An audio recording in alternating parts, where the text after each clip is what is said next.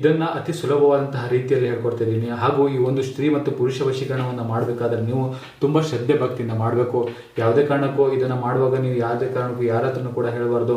ಈ ಒಂದು ವಶೀಕರಣವನ್ನು ಮಾಡಬೇಕಾದ್ರೆ ನೀವು ಈ ವಶೀಕರಣವನ್ನು ಮಾಡಬೇಕಾದ್ರೆ ನೀವು ಹುಣ್ಣಿಮೆ ದಿನ ಮಾಡಬೇಕಾಗ್ತದೆ. ಅದು ರಾತ್ರಿ 12 ಗಂಟೆ ನಂತರ ನೀವು ಈ ಒಂದು ವಶೀಕರಣ ತಂತ್ರವನ್ನು ಮಾಡಬೇಕಾಗ್ತದೆ.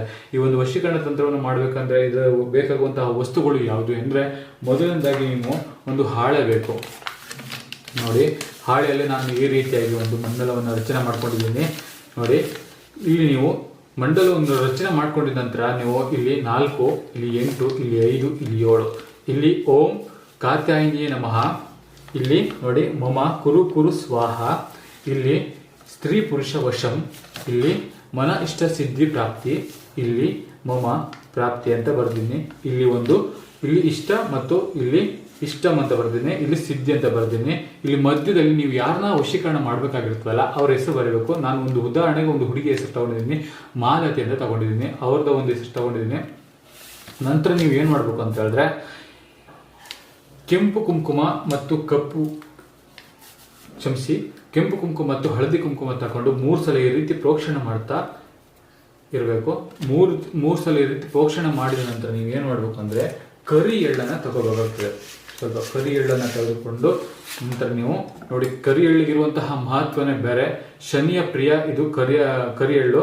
ಇದನ್ನು ನೀವು ಯಾವುದೇ ಒಂದು ಸಮಸ್ಯೆಗಳು ಸಿಲುಕಿಕೊಂಡ್ರು ಇದು ನಿಮ್ಮಿಂದ ಅದರಿಂದ ಇದು ಪಾರು ಮಾಡ್ತದೆ. ನಿಮ್ಮಿಂದ ಯಾವುದೇ ಒಂದು ಸಮಸ್ಯೆ ನಿಮ್ಗೆ ಅಡ್ಡ ಬಂದಾಗ ಇದು ಕರಿ ಎಳ್ಳು ಹಾಕೋದ್ರಿಂದ ನಿಮ್ಗೆ ಯಾವುದೋ ಒಂದು ಸಮಸ್ಯೆಗಳು, ನಿಮ್ಗೆ ಯಾರೇ ಒಂದು ಮಾಟ ಮಂತ್ರ ಮಾಡಿದ್ರು ಅಥವಾ ನಿಮ್ಮ ಹುಡುಗಿಗೆ ಯಾರೇ ಒಂದು ಸಮಸ್ಯೆಗಳು ಮಾಡಿದ್ರು ಇದು ನೀವು ಮಾಡಿದಾಗ ಇದು ಅವ್ರ ಹತ್ರ ಹೋಗುತ್ತೆ. ಅವ್ರ ಹತ್ರ ಹೋದಾಗ ಅವ್ರು ಯಾರೇ ಒಂದು ಮಾಟ ಮಂತ್ರ ಮಾಡಿದ್ರು ಅದು ಈ ಒಂದು ತಂತ್ರಕ್ಕೆ ಅದು ತಾಗೋದಿಲ್ಲ. ಹಾಗಾಗಿ ಈ ಕರಿ ಎಳ್ಳನ್ನು ಬಳಸುವಂಥದ್ದು. ಇದನ್ನ ತುಂಬಾ ಶ್ರದ್ಧೆ ಹಾಗೂ ಭಕ್ತಿಯಿಂದ ನೀವು ಮಾಡಿದ್ದಾದಲ್ಲಿ ಖಂಡಿತವಾಗ್ಲೂ ನಿಮ್ಮ ಹುಡುಗಿ ಅಥವಾ ನಿಮ್ಮ ಹುಡುಗ ಯಾರೇ ಆಗಿರಲಿ, ನಿಮ್ಮ ಇಷ್ಟಪಟ್ಟಂತಹ ಸ್ತ್ರೀ ಪುರುಷ ಯಾರೇ ಆಗಿರಲಿ, ಅವ್ರು ನಿಮ್ಮ ಹತ್ರ ಕೇವಲ 3 ದಿನಗಳಲ್ಲಿ ನಿಮ್ಮ ಹತ್ರ ಬರ್ತಾರೆ. ಇದು ಹುಣ್ಣಿಮೆ ದಿನ ರಾತ್ರಿ 12 ಗಂಟೆ ಈ ಒಂದು ತಂತ್ರವನ್ನು ಮಾಡುವಂಥದ್ದು. ಇದನ್ನ ಮಾಡಿದ ನಂತರ ನೀವು ಏನ್ ಮಾಡ್ಬೇಕು ಅಂತ ಹೇಳಿದ್ರೆ, ಇದನ್ನ ಇದೇ ರೀತಿಯಾಗಿ ಮಡಚಿ